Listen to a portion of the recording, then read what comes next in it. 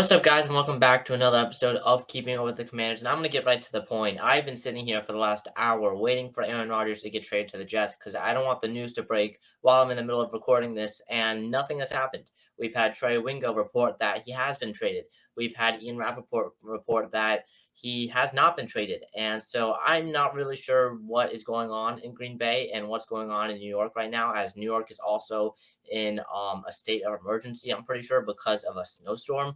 So the Aaron Rodgers effect is right now across the entire country, and I don't really know what to do. So we're just gonna record this, and if it breaks in the middle of the show, then so be it. But yeah, we've got a lot to talk about in the Commanders world this week because again, today I'm recording this on a Monday. It's 3:53. Sorry, it is 3:53 p.m. on Monday, March 13th, and it's the first day of the legal tampering period.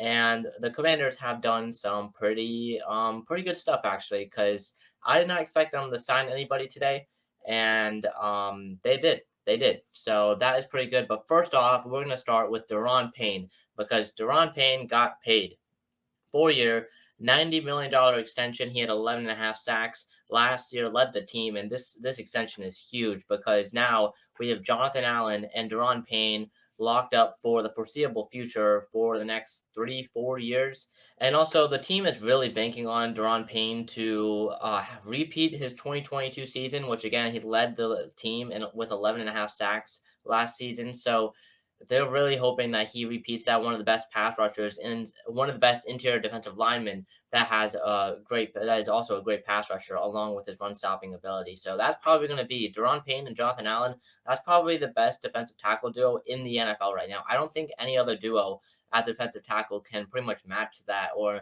maybe even if I'm forgetting one, maybe something comes close, maybe. But in my opinion, Jonathan Allen and Daron Payne are the best defensive tackle duo right now in the NFL. Also, some things to note: Daniel Snyder gave a big contract before he sold the team, which makes me believe that something. Hold on, we got an Ian Rappaport tweet. It's not Aaron Rodgers. All right, so it makes me believe that he's gonna sell the team soon because it's pretty obvious that he's going to sell the team. There was some report that Jeff Bezos and the NFL have been talking recently about Bezos possibly placing a bid on the Commanders. I'm not sure if it was true or not, but I saw some report about that on Twitter. So again, I think things are really starting to pick up with. I think it's either going to be Jeff Bezos or it'll be Josh Harris. If Bezos wants to place a bid, which Bezos can easily outbid Josh Harris because Josh Harris right now sitting around, I think 5.5 billion to 6 billion, somewhere around there is his bid. So, and that's also with other minority owners as well that are or minority boosters that are helping him pay for that. So Josh Harris is definitely something. And then what's his name? Jeff Bezos. If Bezos places a bid again, like I said, it can easily outbid Harris, and Snyder would accept the Bezos's bid. But if Bezos doesn't place a bid, then I think Josh Harris, the owner of the Philadelphia 76ers, will be the owner of the Washington Commanders. So I think those are really the two finalists right now for the team. Also, again, we go back to the Daron Payne contract. It looks to be very front loaded. I have the details. It's a again 4 year, 90 million, $28 million signing bonus, 60 million or 60.02 million in total guarantees in this contract. So that's a lot of money. His 2023 cap hit will be 10 million, so that saves $9 million in cap space for the Washington Commanders for 2023, and they did use that. I'm going to get to that a little bit later on, but yeah, so that saves to $9 million in cap space. His 2023 salary or his base salary is 2.5 million fully guaranteed. 2024 base salary is 15 million fully guaranteed. 2025 base salary is the most out of any year in the contract. It's 19.5 million guaranteed. Sorry, no, not fully guaranteed. 13 million of it is guaranteed, but it's 19.5 is his base salary. And then in 2026, it's not guaranteed, and it's 16 million for base salary. So if Daron Payne just falls off a cliff, we can cut him after the 2025 season. But besides that, nothing really. Besides that, another Ian Rappaport tweet is not Aaron Rodgers. So we still wait on that to see if that breaks during the show. But again, Daron Payne, 40 to 90 million. We're spending now 20 million plus on each of the two defensive tackles on our team. So that's a lot of money. It makes the Fedarian Mathis pick look very confusing right now because if we can pay Payne and if we can pay Jonathan Allen, where's Fedarian Mathis going to play? He's going to play in the rotation, but I doubt he gets a second contract with the Commanders because drafting him in the second round over a guy like Jaquan Brisker, who was still on the board, which Jaquan Brisker was definitely could have been a or filled that Buffalo nickel role possibly that Landon Collins was in the year prior to the season that Ron Rivera really likes in terms of a safety linebacker hybrid. So yeah, that's pretty much it for Daron Payne. And it also brings up the question: we've signed now two of our four first-round defensive linemen to extensions, which makes the two that we haven't signed yet Montez Sweat and Chase Young. So should the Commanders trade Chase Young because Montez Sweat due for a extension this offseason, Chase Young due for his fifth-year option this offseason. So what is the plan then with those two guys? If I had to choose, I would choose Montez Sweat over Chase Young. I think Montez Sweat has been a very productive player. It might not look at it in sacks, but in pressures, I feel he's always making an impact in the pass game or in the pass rush. So, in my opinion, I think if we had to choose one or the other to keep, I choose Montez Sweat. Now, Chase Young has the higher ceiling. Chase Young was drafted second overall in 2020. Chase Young was considered the best player in the 2020 NFL class or NFL draft class. So again, don't really know what we're going to do with Chase Young. He's been very inconsistent. He had the torn ACL plus a bunch more damage to his knee. So I'm not really sure what the plan is there. Is another one, a big splash. The Bears are signing Tremaine Edmonds. Okay. So still, no, nothing really. The Bears, though. Sorry, I'm kind of off track here, but the Bears have been making some pretty big moves in free agency so far. But back to Chase Young. Again, you can pick up his fifth-year option this offseason. It'll be really interesting if Washington does it because, in my opinion, I think we trade him now. I think he's worth multiple second-round picks. I think his trade value right now is at the highest that it will be if we had to choose between this offseason and next offseason. I think this offseason his trade value is definitely the highest. And also the replacements aren't bad. Casey Toohill and James Smith Williams, they actually pretty impressed me in Chase Young's absence, especially with the other three other three guys like Montez Sweat, Jonathan Allen, and Daron Payne. Casey Toohill and James Smith Williams, they don't have to be Chase Young because the other three guys are going to get to the quarterback. The other three guys are going to stop the run. So they don't have to be the Chase Youngs of the world because Casey Toohill and James Smith Williams, they actually played pretty solid. I think Casey Toohill, both of them actually had a couple sacks each. So they really impressed me last season. All right, now it's time to get to the free agency spendings. The Washington Commanders, as I'm recording this, it is 4 p.m. exactly on March 13th, which is the Monday before this episode comes out. Again, this episode comes out on the Tuesday. I'm recording this the day prior. And so far, the Washington Commanders have signed offensive lineman or offensive tackle Andrew Wiley, the ex-Kansas City guy, coming over to Washington. He's definitely probably the bigger signing of the two so far. As the second guy is Nick Gates, the former New York Giant, who ironically had almost a career-ending injury on FedEx Field a few seasons ago. So now Gates is joining us on a 3-year, $18 million deal, $8 million in guaranteed money. And Andrew Wiley, who's coming over from Kansas City, from the Super Bowl winning Kansas City Chiefs, coming over most likely because of Eric Bieniemy. He's coming on a 3-year, $24 million contract. Again, it took a little bit. I saw guys like Ben Powers get off the board, and he went to the Broncos. Some other guys that were possible in the offensive line that possibly Washington was targeting in Mike McGlinchey. He also went to the Broncos. So at first, I was a little bit nervous for Ron Rivera and what was happening in Washington. But then, we got some pretty big guys in Andrew Wiley and Nick Gates. Nick Gates will probably be again. Nick Gates can play center. He can play guard. A very versatile guy. Both of these guys actually very versatile across the offensive line. Andrew Wiley can play both inside and outside, which it'll be really interesting to see what happens because same with Sam Cosmi, too. We hope that Sam Cosmi could one day be our right tackle, the former second-round pick. And so far, he hasn't really played great at right tackle, but maybe moving Andrew Wiley to right tackle and moving Sam Cosmi inside, which is a very big possibility this offseason for Washington, could be an option. But that'll be interesting to watch. And then Nick Gates will probably play somewhere on the left side. Again, we lost guys like Andrew Norwell, So no, Andrew Norwell's still on the team. Sorry, Andrew Norwell's still on the team, but Trey Turner, his contract expired, so it'll be interesting to see what happens. Will it be? I think definitely a possibility. It could be Charles Leno at left tackle, Andrew Norwell at left guard, center is Nick Gates because I don't know what's happening with Chase Roulier. Maybe Chase Roulier gets cut. We'll have to wait and see. Same with Tyler Larson. Larson is not going to be on a Larson is right now a free agent. He's not on the team right now, so we'll have to wait and see.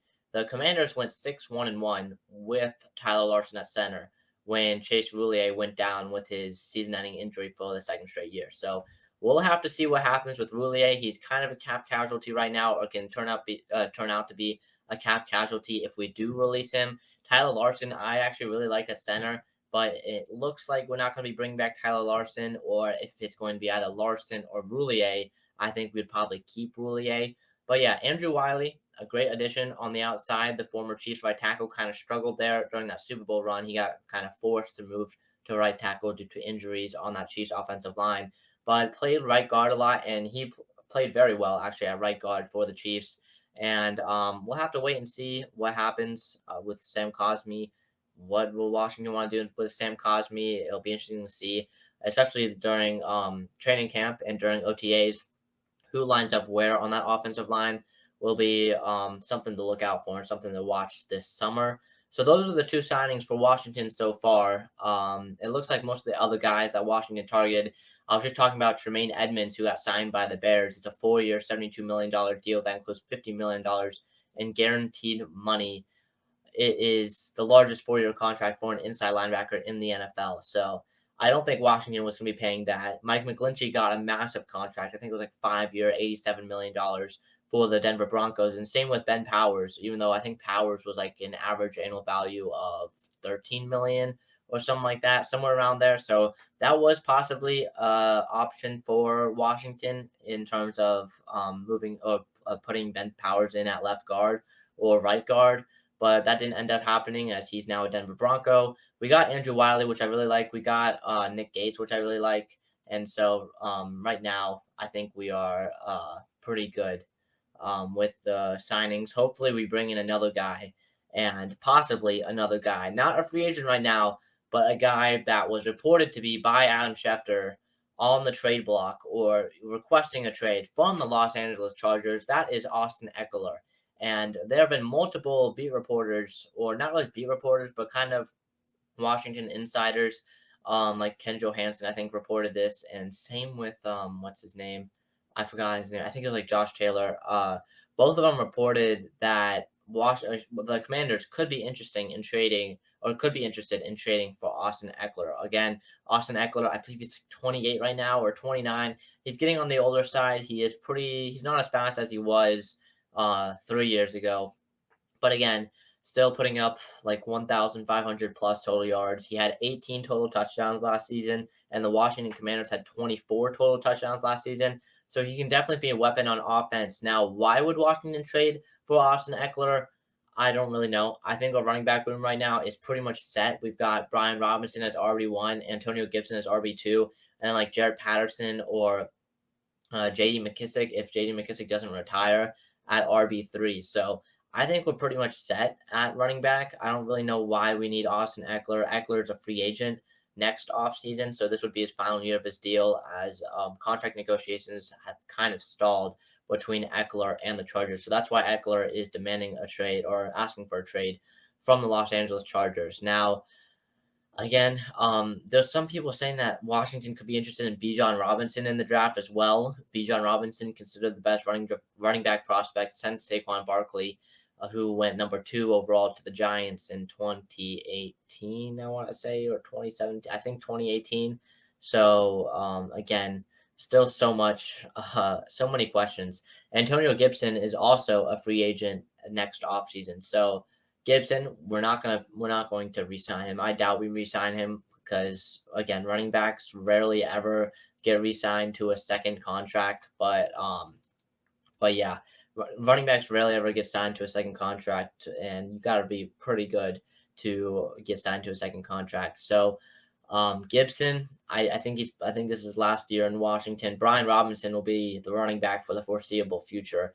And if J.D. McKissick can come back healthy, then I think that Washington should be fine without Antonio Gibson, without having to spend a a premium draft pick on a running back or a lot of money on a running back in free agency. Even though there are some pretty good running backs in free agency this offseason, I don't think we'll need to sign one. So that's pretty much it for Washington's free agency moves and Austin Eckler. All right, and the last thing here, the weekly mock draft. We're going to start off in round one, and this is the first weekly mock draft where I actually made a trade because I have the Washington Commanders in this scenario mock draft, moving up from the 16th overall pick to the 11th overall pick, kind of the opposite what they did last year with the 11th overall pick. They moved back to number 16, but in return, the Tennessee Titans, who have the 11th overall pick and are trading back with us, are going to be getting our third round pick, which is number 97, is the compensatory pick, and then a 2024 third round pick as well. So that's what it's going to take for Washington to move up to number 11. And with the 11th overall pick, they're going to choose the cornerback out of Illinois, Devin Witherspoon. I think Witherspoon is pretty solid in the corner. I think he definitely has the ceiling of being a true cornerback one. And with Kendall Fuller being a free agent after this offseason, and possibly he's getting on the older side as well. So we might not bring him back. So having Devin Witherspoon on one side with Benjamin St-Juste on the other side eventually, maybe into the 2024 season, would be pretty interesting to watch. And with the number 2 overall pick, I know we just signed Nick Gates. I know we just signed Andrew Wiley, but I have the Commanders sorry, not number 2 overall. That's the number 2 overall. I meant the round 2 pick, number 47 overall. I have the Commanders choosing Luke Weipler, the Ohio State center. I think Weipler is one of the best centers in this draft class. He's definitely worth a second round pick. And even though he might not be the best with guys like John Michael Schmitz ahead of him, still a very solid signing or a really solid draft selection from the Washington Commanders. And so, yeah, that's the number 2. That's the round 2 pick. And then with the round 3 pick, again, we use that in trading up for Devin Witherspoon. So we don't have a round 3 pick in this scenario. With the round 4 pick, number 118 overall, I have the Commanders selecting Davis Allen, the tight end out of Clemson. This guy has really risen or rose in my draft boards recently, and the things that people are saying about him, I think he could be a pretty solid sleeper in terms of what Washington could do, as Washington has actually just announced that they have extended Daron Payne officially.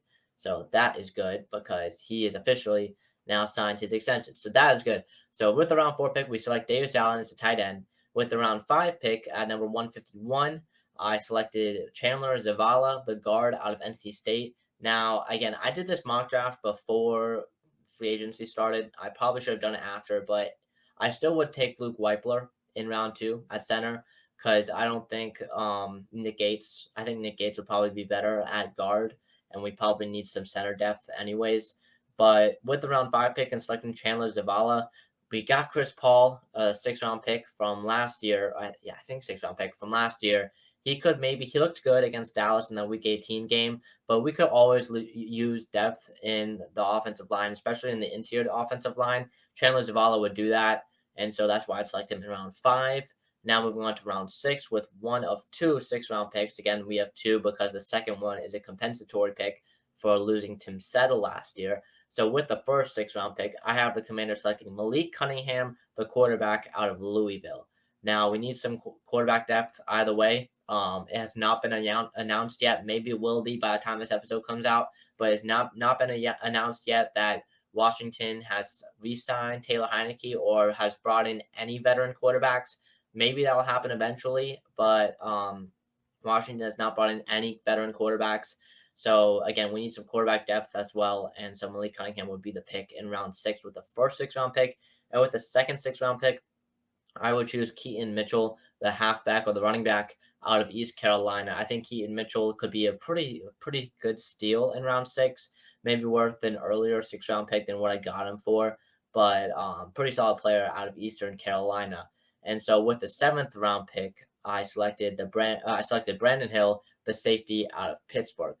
And so, I don't know, maybe he can play like a hybrid safety linebacker spot. I don't really know that much about him, but hopefully he can come in and be another good depth piece, because really this entire draft was just a bunch of depth.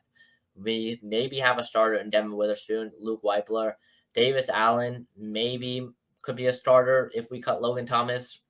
Doesn't really look like it's happening, but maybe could be a starter. But I don't see Chandler Zavala, Malik Cunningham, Keaton Mitchell, and Brandon Hill getting that much playing time as a starter. Probably all of them just being depth pieces for when the starter gets hurt later on in the year. But yeah, Devin Witherspoon would start. Luke Weipler would start, and that's pretty much it in this draft. But yeah, just a bunch of depth pieces, something that's pretty realistic for Ron Rivera to draft this upcoming offseason. So it'll be interesting to see how aggressive Ron Rivera is this offseason, as a lot of other he's pretty much on the hot seat. He's probably on the hottest seat out of any head coach right now in the NFL. So he gets off to a bad start in the 2023 season and he's gone. If a new owner comes in, the new owner could technically kick him out of the building if he comes in the middle of the offseason. So he's on the biggest hot seat right now. Definitely needs to be more aggressive than he has been in the past. So that's pretty much it. But yeah, no Aaron Rodgers news during this episode. I thought it would happen. It sounded like it was going to happen any second. You had guys like Sauce Gardner. You had guys like Brees Hall tweeting stuff. So didn't happen during this recording. But yeah, that'll be it for this week's episode of Keeping Up with the Commanders. See you guys in the next one. Peace.